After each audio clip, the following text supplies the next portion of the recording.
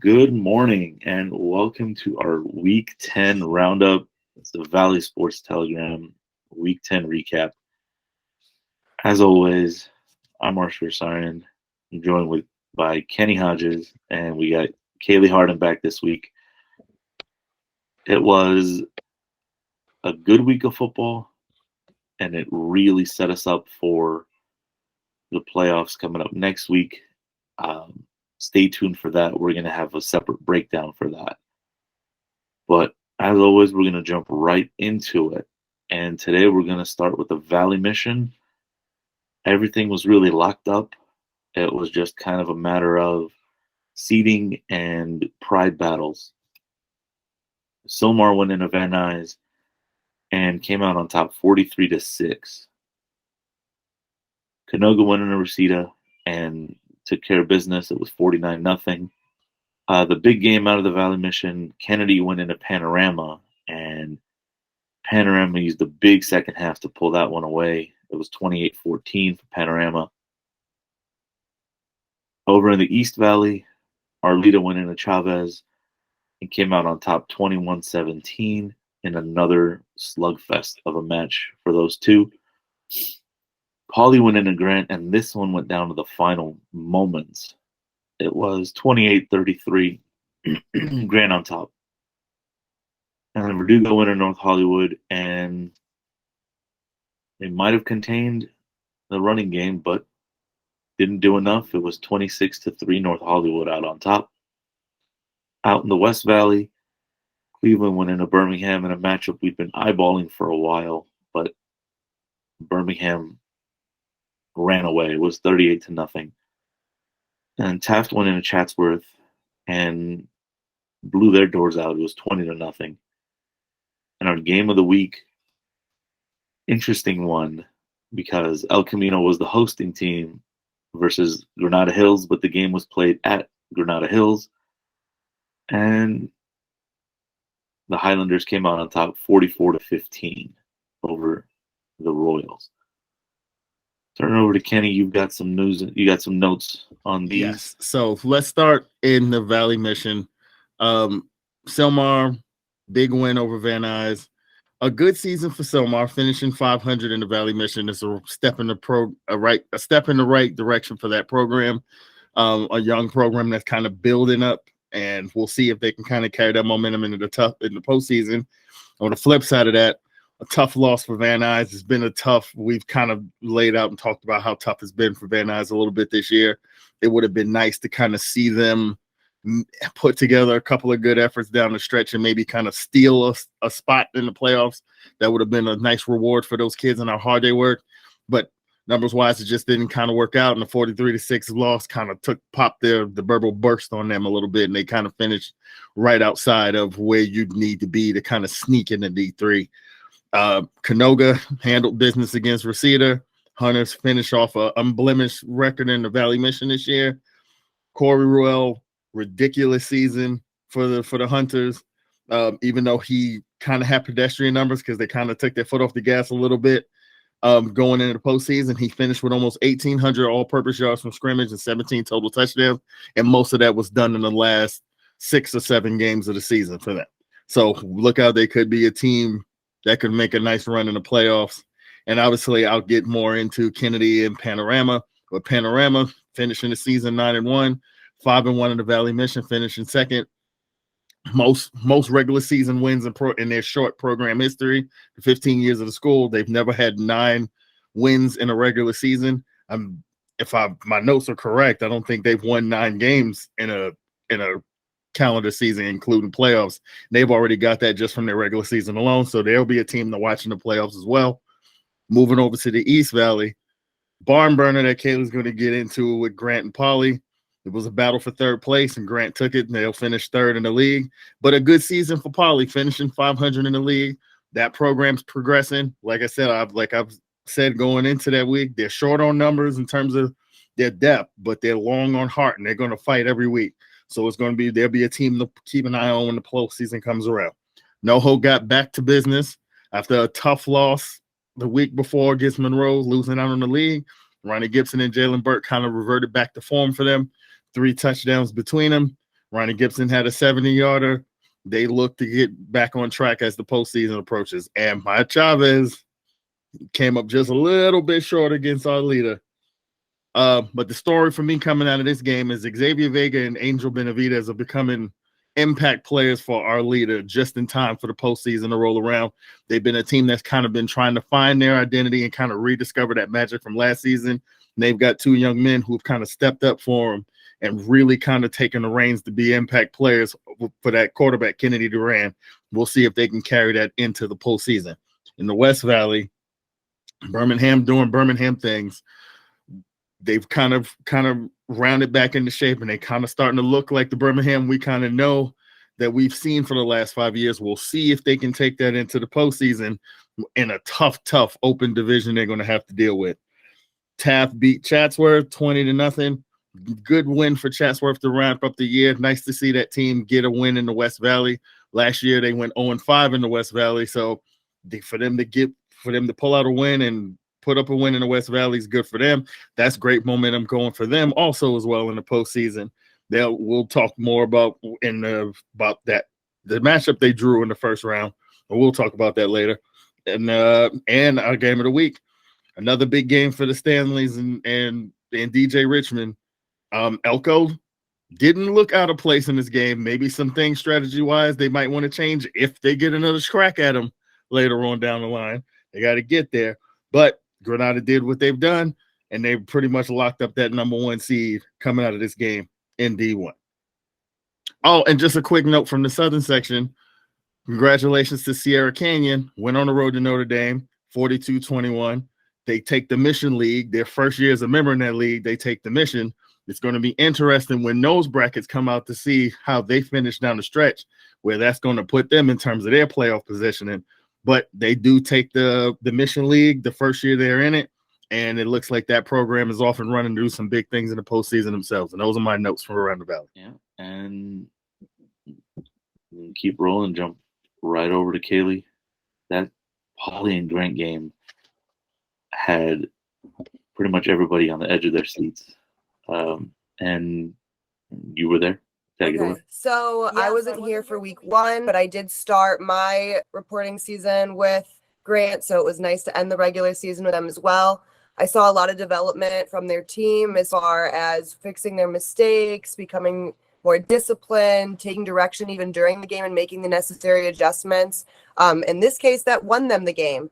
So they started out, they had 2 touchdowns in the first quarter, so they were looking really good, really strong coming out the gate. And then second quarter comes around, Poly ties up the game going into halftime.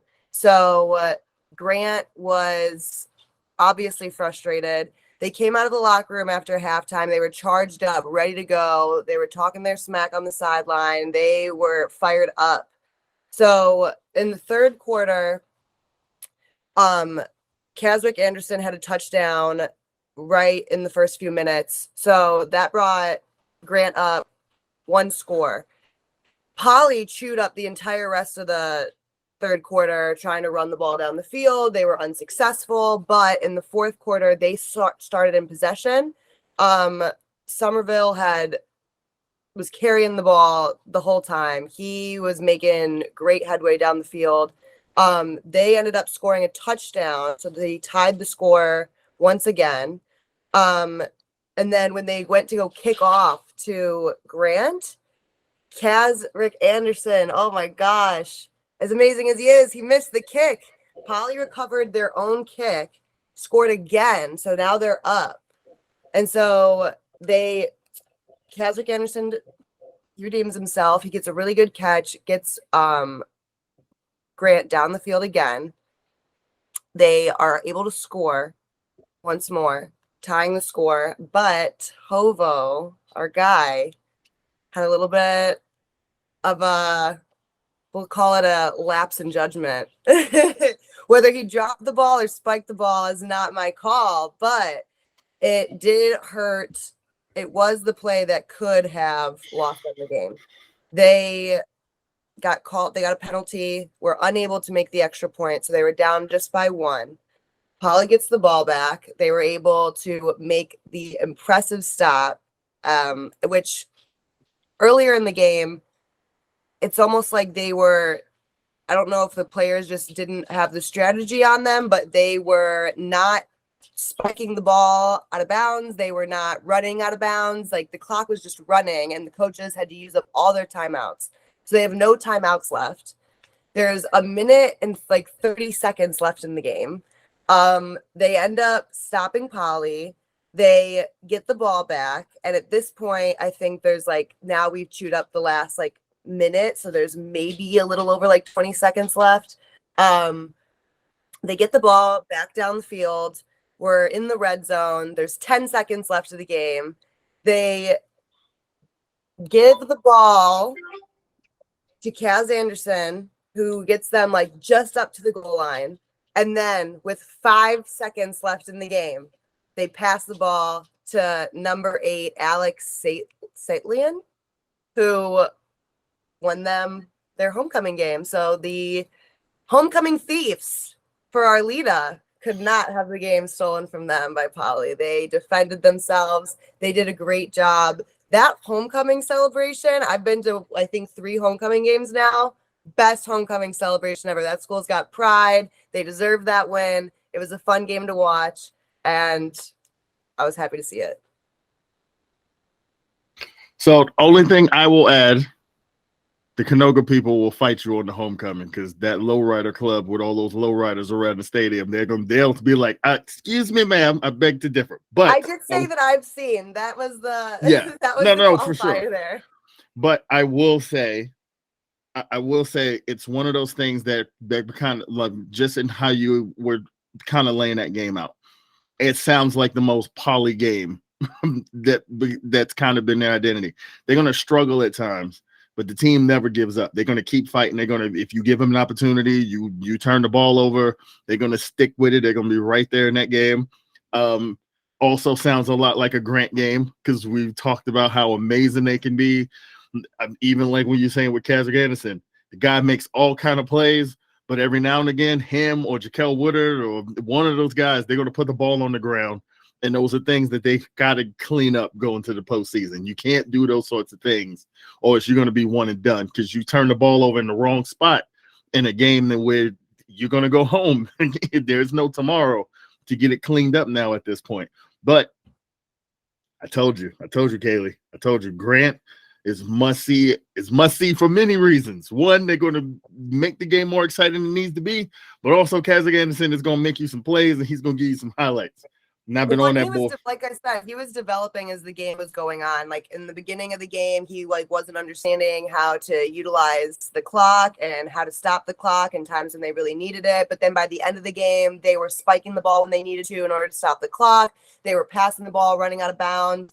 They were getting better right before your eyes. And it was like a Polaroid picture developing right in front of you. They made it happen. And they shook it up. That's crazy because the Jekyll and Hyde of Grant flipped both ways, back and forth in that game. And we've seen it go from good to bad and not come back. And in this one, they pulled it back out at the end, which makes for exciting football. It makes the crowd go crazy. And good for Polly for making them sweat a little bit. Because that sounds very reminiscent of the game that I went to when they had a lead on Chavez and they had opportunities to put that game away. A turnover here, a lapse here. All of a sudden, Chavez is in the lead, and now they got to go march down the field to go snatch victory from the jaws of defeat at the end. So yeah, it's what you're going to get from Grant this year. I know. They didn't look remotely close to the team that I saw at the beginning of the season at all. Yeah. So and that's a great testament to their growth and and the work that Coach Sicily has put in. Yeah. He's I've talked to him numerous times this season, and each time I walk away and the message is growth. This team week in and week out has to grow and get better, and they might be getting there at the right time. We'll know more as the playoffs unfold starting next week. But peaking and coming together and putting it together is pretty much what's been the theme of the season for Panorama. They put it together early and they went through and stomped everybody at the start of the season. Ran into Canoga and then came out angry for the rest of the season. And 2 weeks in a row had a first half they would like to forget and had a second half where they showed everybody why they only have one loss on the season. Take it away. Kenny, take it away. Yeah, so to tell Panorama's story, right? It starts last season, right? This team, they had a bit of an up and down year. I think even in the Valley Mission, they played okay, but they lost to all the heavyweights. Reseda beat them up last year. Canoga beat them. I think they lost to San Fernando. So it was a team that was building, and the teams that were a little better than them would figure out a way to kind of to stifle the things that they wanted to do while they were trying to build their identity. By the time they got to postseason, they started to figure some things out. They beat up people on the way to the D3 championship, and they lost the D3 championship 21-20 to 10. And you talk to the coaching staff, you talk to some of those players, they talked about the motivation coming into this season was we knew we were on the cusp of something. We figured some things out. We didn't get it done. Left a bad taste. We want to get back. We want to feel. We watched Taft celebrate. We want that, and that's been the thing that's driven them all year. And when you're watching this team, you can tell they have some struggles, but they know who they are. They don't waver, and that's kind of how it played out in this game. First half of this game, they couldn't find their mojo. But part of that was because of Kennedy. And to give Kennedy their proper due and credit, they're not one of the more physical teams in the Valley in terms of how they want to play. They're not a team that comes out and they want to beat you up. But where they aren't as physical, they've got the athletes, they've got the scheme, and they've got a coach that'll go after you when he feels like that's the best course, the best way to kind of beat you. And that's the way Kennedy came out in this game. They're well aware of who Panorama is and what Panorama has done this year. We're not going to give you the chance to land the first punch. We're going to. And they did right off the gap. They went onside kick to start the game. They recovered it. They had Panorama on their heels, and they drove the ball right down their throat. First drive, bam, 7-0. And you can see Panorama looking around like, what the heck just happened? There was even you can tell there was some miscommunication going on Panorama sidelines because things just kind of spiral really quickly. Like a team goes onside on you when you think you're going to settle into a game, and they start winging the ball all over the place and throwing Alonzo. They're running with Argot. Go right down the field at 7-0 before you could even blink. You can tell they had a hard time kind of getting into the game, getting to the things they want to do, because obviously they want to run the ball. They want to run the ball with Pacheco. They want to run the ball with Dennis Akinley. And they would mount some drives, but then they would stall out. Kennedy's defense would kind of hold. Another subplot to this game is missed opportunities for Kennedy, because in that first half, they had a couple of chances to kind of really put the hammer down. They missed a couple of deep throws over the middle. I mean, there was one that came off of Lonzo Fuentes' fingertips. He hauls that thing in there. They probably waltz in for another score if he doesn't take it in himself. But when we get to halftime, it's 14-0 Kennedy. Kennedy had the better first half. They were able to finish a couple of drives. They missed opportunities to finish some other drives. And Panorama's offense just didn't look like it had a lot of energy. Talking to the coaches, apparently the seniors, they weren't having it. They went into the locker room. Guys were in each other's faces. They weren't accepting the way they played in the first half. And the coach, and after the game, he told me directly, he said, "Hey, I'm okay with guys getting after each other, but if you're going to get after each other, then you also got to be the leaders to come out there in the second half, and we'll back you up. You do what you guys got to do. We'll step back. We'll let you guys handle it yourselves as seniors. But you're going to have to lead on the field too. It can't just be here in the locker room. You got to be the guys to kind of take the next step, put the first foot forward, and go out there and lead if you don't feel like the energy is there." And when I tell you, it was a different team that came out in that third quarter than the team that I watched in the first two quarters. I mean, night and day doesn't even describe it. Kennedy got the ball first the second half. They go 3 and out quick. No first downs, no moving the ball. They punt. And from there, then it became the Panorama ground and pound show. Justin Pacheco, Dennis McKinley, almost alternating carries, 1 for 1. Then they pop the first one. They pop a long one to get them on the board. Kennedy gets the ball back. Now, sensing, it almost felt like kind of sensing that the momentum was changing a little bit. They didn't want to go as aggressive as they were in the first half. They were almost kind of trying to play the field position game. They were punting the ball back to Panorama. And then the problem was this is not the same Panorama offense that was in the first half. Now all of a sudden their guys are finding the edge. Now they are popping runs, and now McKinley pops one, and all of a sudden a game that seemed like it was 14-0 and didn't know where it was going to end. I thought we were, based on what we saw the first half, this game was going to end quick. I thought we were going to be in and out in 2 hours. It was just going to run the ball and kill the clock. All of a sudden, bam, now Panorama pops another one. We're back 14-13. Kennedy gets the ball back, 3 and out, punts it again, pins them deep in their own end. Okay, maybe they can build some momentum from here. Bam, now they pop another one. And just like that, you blink, and it's 21-14 Panorama.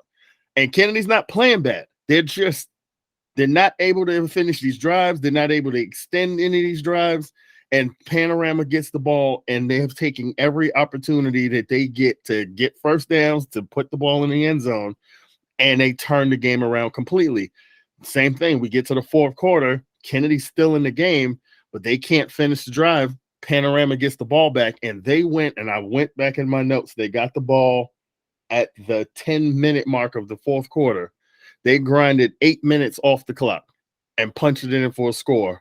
Made it 28-14 with 2:32 to go in the game. And essentially at that point, because of how the momentum was in the game, you knew Kennedy wasn't going to be able to go down the field twice in 2.5 minutes. And they just kind of put the game away from there. So it was a tremendous performance by that Panorama defense in the second half. Kennedy just couldn't find it's one thing when you see a team playing poorly and you can point at things, well, this guy didn't do this. This guy's missing blocks. This guy's not doing this. No, it was getting into third and short situations, and you just couldn't find a first down because Panorama, living up to their name of the Pythons, they just squoze the life out of everything that Kennedy would try to do. It's almost apropos. As a writer, I'm standing there on the sidelines like, I should write that down. They are squeezing the life out of this game because it just felt like Kennedy there just wasn't opportunities for them to find the edges with the run game. Running up the middle, there was nowhere to go. The Panorama defensive backs played well on the back end, so where even if Fuentes Gutierrez would catch a ball, he is great when you watch Kennedy. He'll catch a short pass and he can turn a 4-yard pass into a 20-yard first down. There was none of that to be had. He would catch the ball and he was dropped immediately. So it wasn't a poor performance on Kennedy. It was just Panorama proving that this 9-1 is legit. We have an identity. We're going to stifle what you're going to do. And if you give us opportunities to pop some runs, we're going to make you pay. And now it kind of puts that loss to Canoga in a little bit of perspective because Canoga ran over everybody. They blew everybody out. The one team that they haven't done that to in the last month and a half was Panorama. Panorama was in that game the whole time. The difference was in that game is the only game this year they could not capitalize on opportunities. And it kind of cost them against a team that now we know was just kind of reaching that point of getting red hot. So kudos to Panorama, 28-14 win. They finished second in the Valley Mission, 9-win regular season. The only team in the Valley that can boast a 9-win regular season. So kudos to them on that. That's something they can hang their hat on. And this team is going to be dangerous to deal with in the playoffs because when you look at what you need to do to be successful in the playoffs, everything is scrutinized. Every play, everything counts. Every snap counts. Everything you do, every mistake gets scrutinized. Well, a team like this, they hang their hat on not beating themselves. They hang their hat on making you be the one to make the first mistake. And when they get opportunities, they're just going to capitalize and keep moving on to the next play, which is what Coach was saying. We move on to the next play. We try to win every snap. That's how we beat teams, because we're just going to be more sound and more physical and more disciplined than you on every snap of the game. And it shows on the scoreboard. So I wouldn't be in a rush to play this team in the postseason, because they're built to their whole identity is winning today. Like, we don't worry about tomorrow. We don't worry about what happened last week. We're going to win today. And that's the kind of team that they almost did it last year in the D3 in the D3 championship. They're going to try to carry that in the postseason, and they look for all the world like a team that's going to be able to do it. No, for sure. Like, this team, and we talked about it last week when that defense was the collective player of the week. They swarm. They don't miss tackles. They wrap you up, pun intended, in this point. And it actually makes going into the next game, we're going to talk about, kind of easier when you talk about Kennedy not really making mistakes and just getting beat. Believe it or not, that's what happened with El Camino and Granada. So the funny little twist is El Camino was the home team, but because their field is condemned, this team hasn't been able to play at home. They're hopeful to have a field by next season. So senior night has got to be shared with Granada. It was joint. They both celebrated their seniors. It was really nice. Granada was great as a host for El Camino to be able to play as the home team. And both teams came out of the gate and showed why we've praised them so much. Literally, first drive, Granada had the ball, and they marched down the field and did what they do. Dijon Stanley went 17 yards. Boom, pay dirt, 7-0, right? But that drive, he had 3 big ones. That 17-yard touchdown was his third chunk run of the drive. He had another 17-yarder and a 31-yarder to put him there. But El Camino got the ball, and they showed their game plan kind of right in that first drive. They ran the ball a little bit. They passed the ball a little bit. And they got a couple big plays, and they ate clock. They had the ball for just over 6 minutes after Granada scored really quickly to start the game. And they capped it off with a touchdown pass to Jake Shirley. And, you were watching it from the sidelines, Kenny. Well, not from the sidelines, from home. You were streaming it, and you text me immediately, oh, hey. Big Jake. That's my boy. Hashtag throw it to 5. That's my boy, man. And, and they did. And they tried throughout the game. He had 5 targets. He hauled in 4 of them. So getting the ball to Shirley was something they were trying to do. But outside of that first drive, this is where they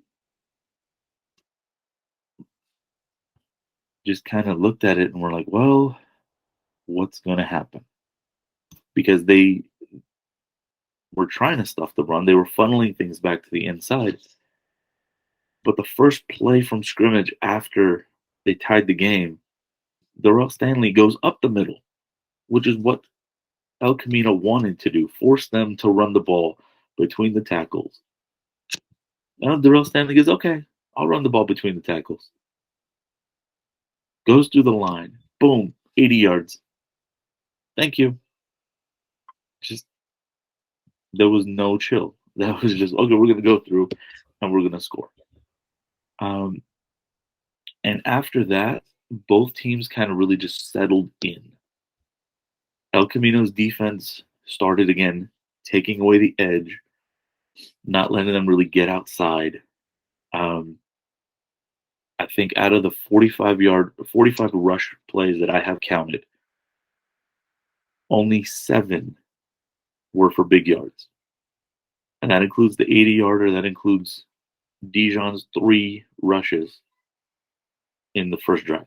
So you take those out, there were 4 rushes after that first score that were for big yards. And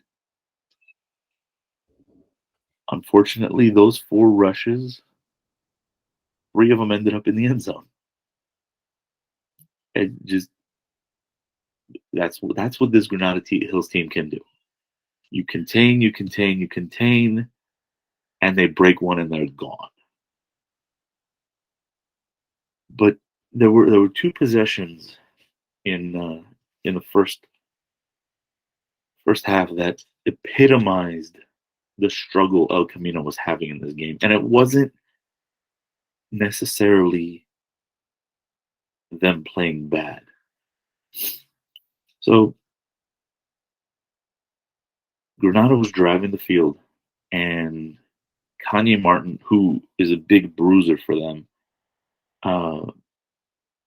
he had 9 rushes for 40 yards.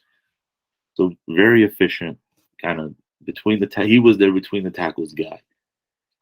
But he fumbled right at the start of the second quarter.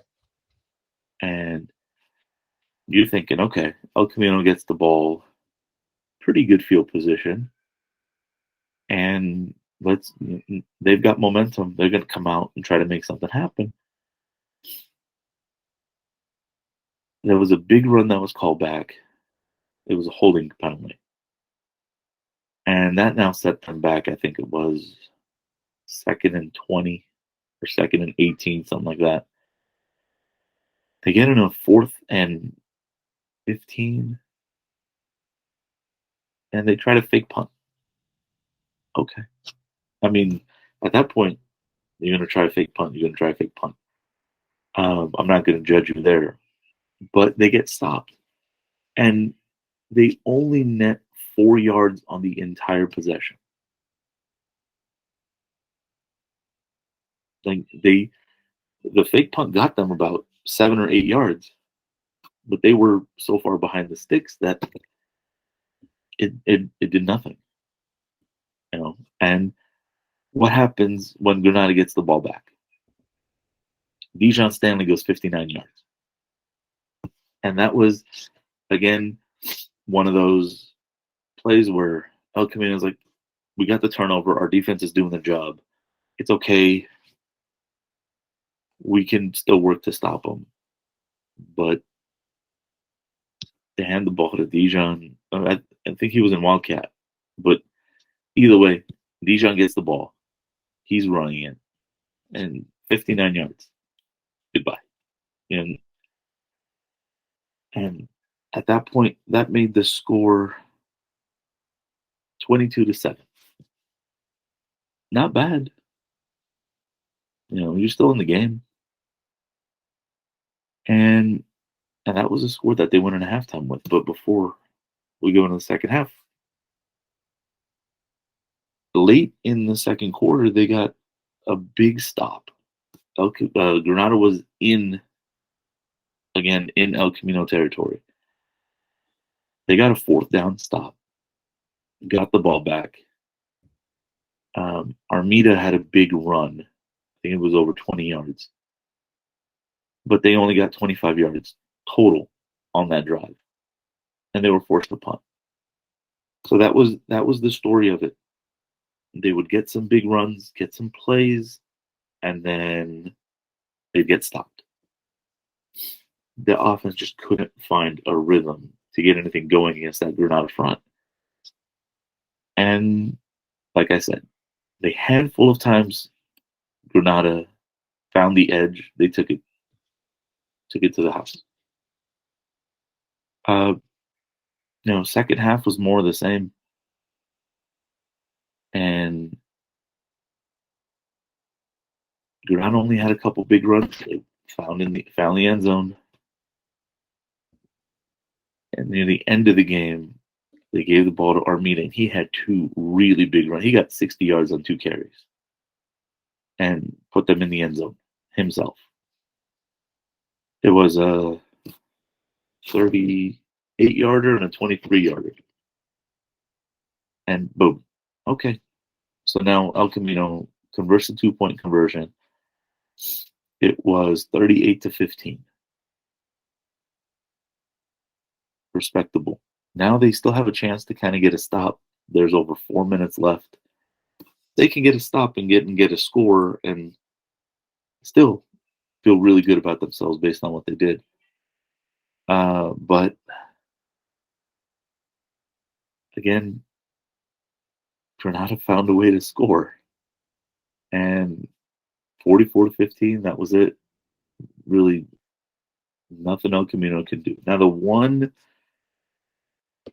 thing I harp on in this game is Drayden Fowles only saw the field on special teams.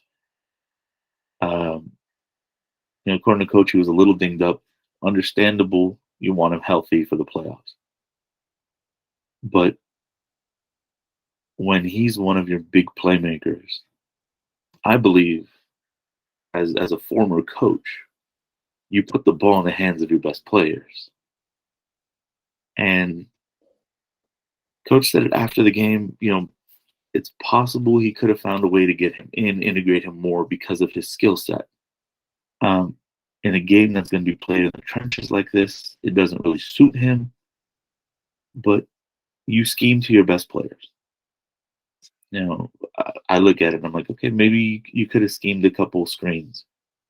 Get him away from that big physical front. Have him run in space and force Dijon and Darrell to tackle him. That's one way. They got the ball to Jake Shirley, 5 targets. Okay. Armida was pounding the entire game. So what do?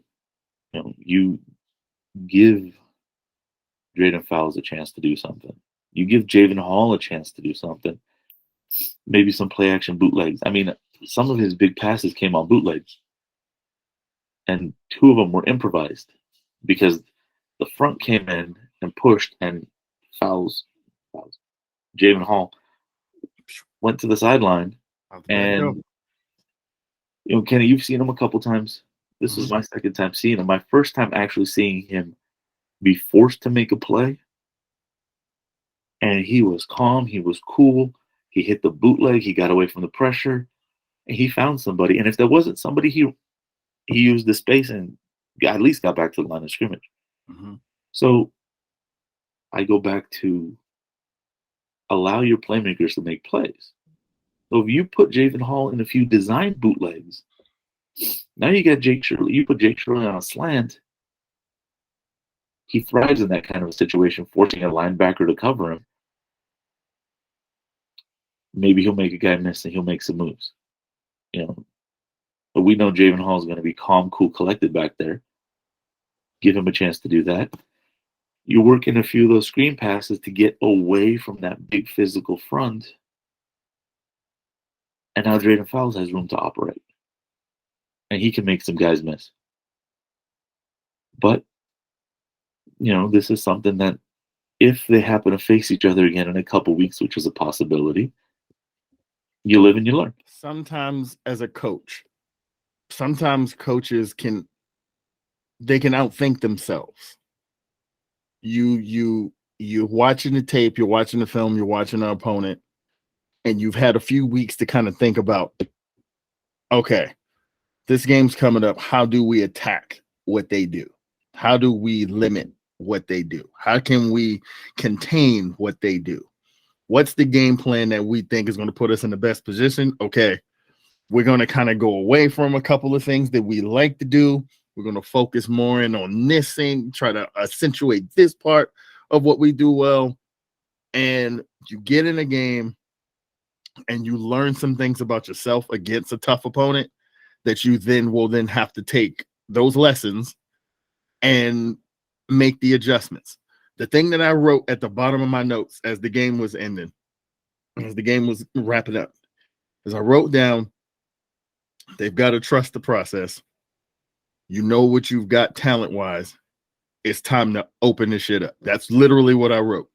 Because between Shirley and Fowles and his name is escaping me, number one, Howard, with Devin Howard, you've got the quarterback. Your line has held up well all year. You got Armida, who's that change of pace, that bruiser. You can run him between the tackles. You've got everything you need. Now it's time to put it on these kids and tell them, hey, we're going to open this thing up. We're going to let the chips fall where they may this year. We think we've got a window here to win multiple rings. We're going to put it on you. Javen, go get it for us. He can do it.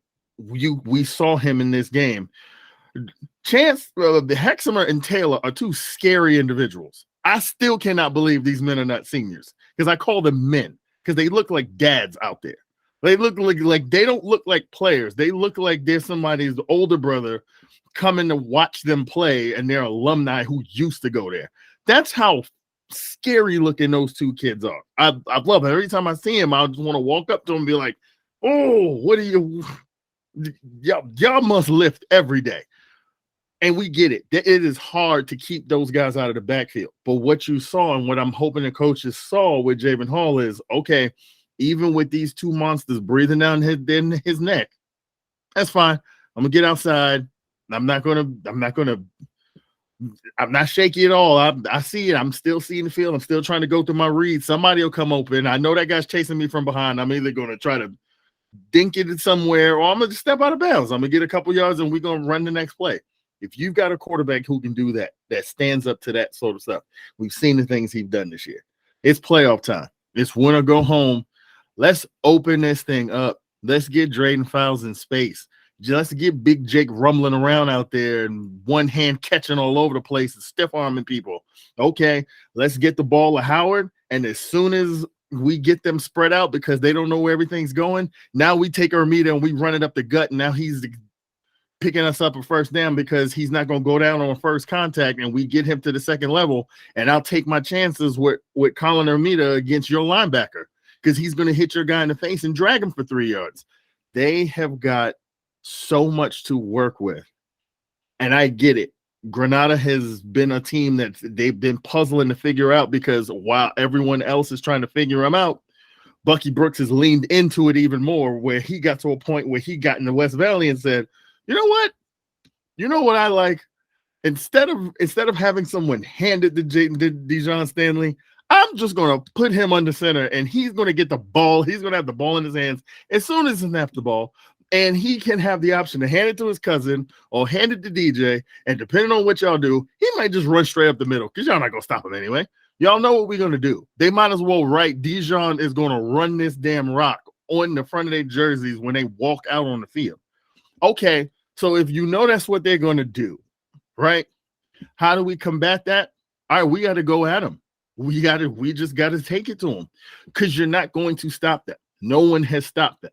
But don't stop yourself. Don't play ultra conservative. Take it to them. Open it up. Maybe you get them to make a mistake or two on the back end and you find some easy scores and put some pressure on them. Because one of the things that we have seen with Granada this year in their 2 losses, the only way to beat them is to put pressure on them. It's to put them in situations where now guys are being asked to step up that might have had easier nights because they get up 30 on you and you're not worried about having to stop someone or if somebody can contain us.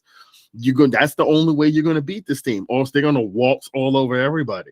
So I'm hoping that what the staff is going to take from this is there were so many positives, even in a 44-15 loss, is that you moved the ball and there were things that you didn't even implement in your offense that if Granada sees you again, that you will have in your bag to go to. So I'm hoping that that's the lesson here. Trust what you have built this year. Trust the talent that you have. You guys are impressive. Everybody's seen it. that quarterback is going to scare everybody in the playoffs and going forward for the rest of the time that he's under center for El Camino. Go and get it. It's there to be had, and you can play with this team. Just open it up. Like you said, Drayden Files not touching the ball as much. Okay, if you see them again, get him the ball. 22's got to get that ball. Like, however you want to give it to him, whether it's out of the backfield, whether it's little quick bubble screens, put the ball in your playmaker's hands and let Javen Hall let it rip. Because what's the worst that can happen? You lose? Well, listen, everybody in the playoffs is going to lose except for one team. Listen, go out there and let it rip. This is everything you've worked for is to this point. So go ahead and turn it up, turn it loose, man. That's all I got to say. Because I love to watch this team play. They've got as many weapons as anybody in the damn valley. They've got as many weapons as a lot of teams in the city section. Their identity is, we got guys that can beat you in a myriad of ways, where some teams kind of have to, like we talk about with Panorama, like, you know what their game plan is. Ground and pound and suffocate you. This is not a team that needs to suffocate you. This is a team that wants to line up their Maserati, let it open it up, and let's see who can race to the finish line. Go out there and get it. That's it. Yeah, and you mentioned one of the things that I'm going to piggyback on it real quick before we move on. As a coach, I've done it. I was guilty of it. You overthink. You don't kind of lean into what you do best. Why? Because the matchup is a challenge. Yeah. And you want to meet the challenge, and you want to try to take away what they do best. And sometimes, it backfires. And sometimes you walk out of it and you realize, well, shoot, maybe I did, shoot myself in the foot a little bit. Maybe I handicapped myself instead of cutting myself loose. Well, you live and you learn. And this is a damn good coaching staff. We've seen it. Yeah. Mm-hmm. And they understand the talent they have with their players. So I don't doubt that they're gonna, reconvene and figure out, okay, we've got Fairfax coming in, and we got to, we can see what we can do against them. This team actually believes that they might have a rematch with Granada in a couple weeks, and now, starting next week, is their time to prove it. But this is, like you're saying, this is the time. Let it out. Let the chips fall where they may. It's win or go home time. And the last thing I'll say is Elko is one of a handful of teams that we have down here in the valley that their philosophy should never be, we have to worry about what you're going to do. Y'all stop us. That's our mentality every week. That's the mentality I personally feel like they should have because of the weapons that they have. Who gives a crap what y'all gonna do? Y'all got to figure out what y'all gonna do if we stop y'all a couple of times and we keep putting it in the end zone. You know what I mean? Like that, to me, that's where, like, I'm never gonna tell a coach how to coach, but for me as a fan of that team, I'm like, man, I just want to see those coaches say, we don't care what the other team's gonna do. We got a whole bunch of weapons over here, and we coming after y'all. Y'all come stop us. Like that's it. That's it. You see this quarterback? You see this big, beautiful tight end running around here? Y'all come stop us. Y'all got to come get us. So, and whether that's a fair thing when you're going up against Granada or not, who cares? I don't care.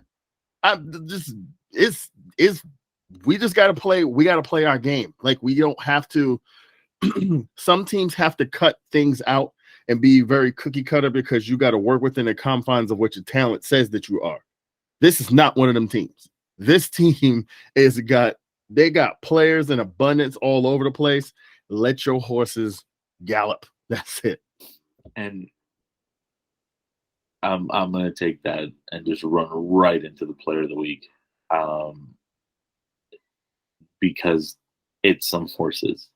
Like last week, we couldn't narrow it down to just one. And I'm going to call it the Chimera, the three-headed dog from Greek mythology, because this three-headed beast of Granada Hills just ran down the field. And again, like I said, they didn't get the edge very often. And one of them was down the middle. But every time they got the edge, it was big, and it worked. So I had them down. I had Dijon at 14 carries, 165 yards, 2 touchdowns. I had Darrell, 8 carries, 134 yards, 2 touchdowns. And then DJ Richmond, 6 carries, 83 yards with a touchdown. Now, the thing with all 5 of those touchdowns were big chunk rushes. We said it. And that is the player that they are the players of the week. There's no getting around it. Can't really separate them after what they were doing. So that's what we're going to run with. Yeah, and an honorable mention for me is just that panorama defensive unit. What they did in that second half was, quite frankly, kind of mesmerizing. The idea that I watched the game in which I'm watching a team, it was befuddling to watch a team not play badly, just playing smart. And why are we going to give a team a short field? Let's just punt it away. Okay, they stopped us. Let's punt. Let's stop us. Let's play the field position game. And at some point, because what Panorama's offense was beginning to be able to do in terms of being able to grind clock, you just realized that they just ran out of time. They ran out of opportunities because Panorama just didn't afford them many. So on defense. So honorable mention for that defense. They've been great all year. We might have been a little underlooked just because there's so many things to watch, but having seen that in person, that defensive unit gets a shout out for me. And I'll wrap the honorable mentions with one more. Linebacker John Williamson from Granada. He was living in that El Camino backfield. He had, I lost count of how many tackle for losses he had.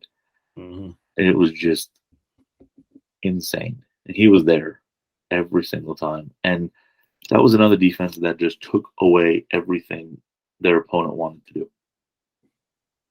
So, kudos to Williamson and the rest of that Granada Hills defense. Because, yeah, we talked about El Camino not scheming their star players open, their skill players. But the Granada defense didn't give them anything outside of that. So that would be the other honorable mention for this week. Williamson and the Granada D. All right. And with that, I think we're wrapping up. It's been a wonderfully amazing season.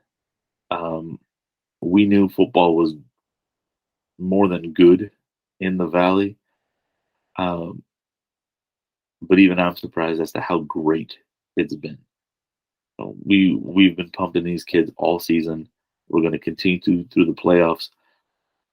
But if you've had any doubt, you just got to go back and look at what we've talked about this season, because there are so many kids doing amazing things week in and week out, and that's what we're here for.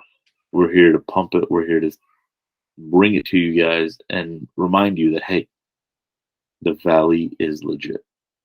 Yeah, for sure. The only thing I'll throw on top of that is congratulations to all these teams here in the Valley. This is the part of the city section that gets neglected a lot. And whether it was us trying to help build it up and put attention on it, or just the efforts of the kids themselves, because it'd be hard to talk up talent if it wasn't showing out.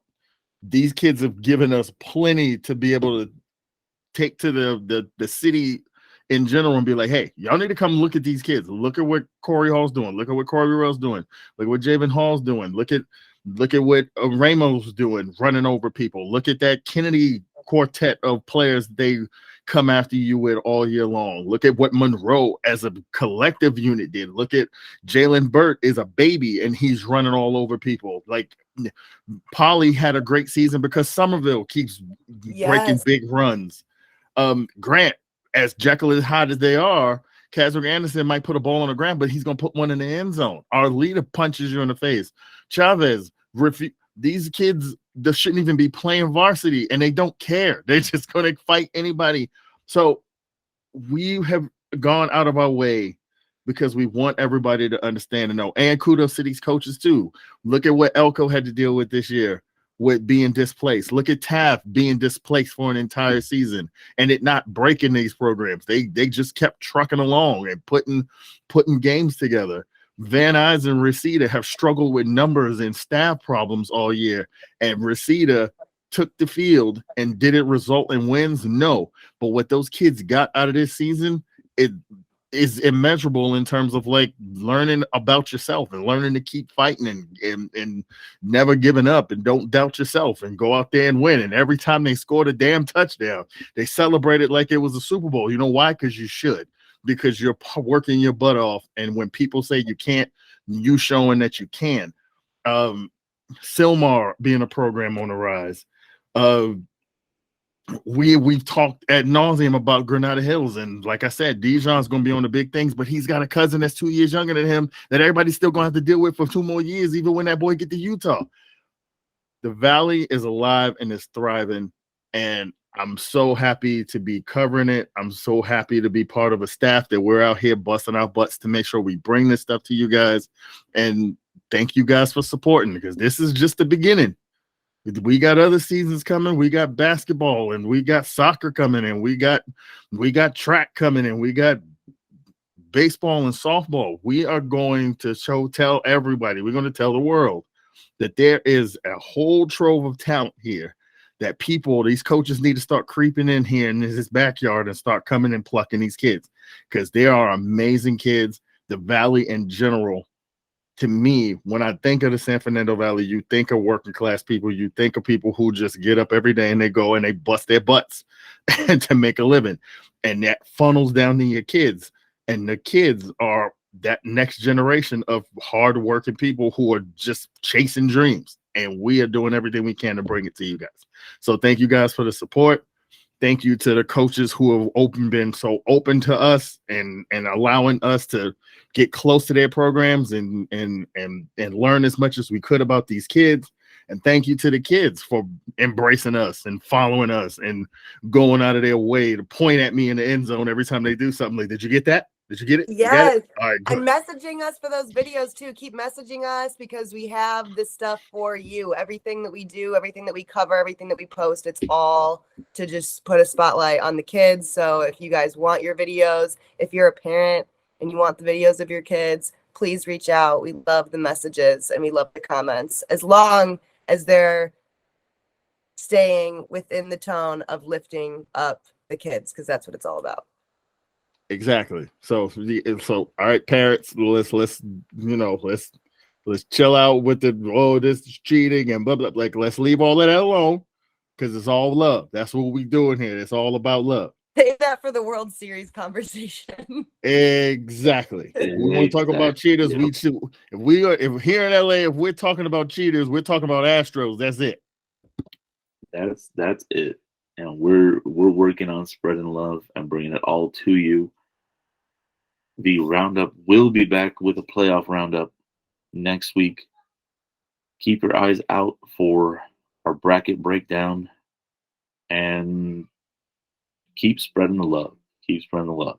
And our year in review. We will have a year in review that's going to go up at some point this week as well. Exactly.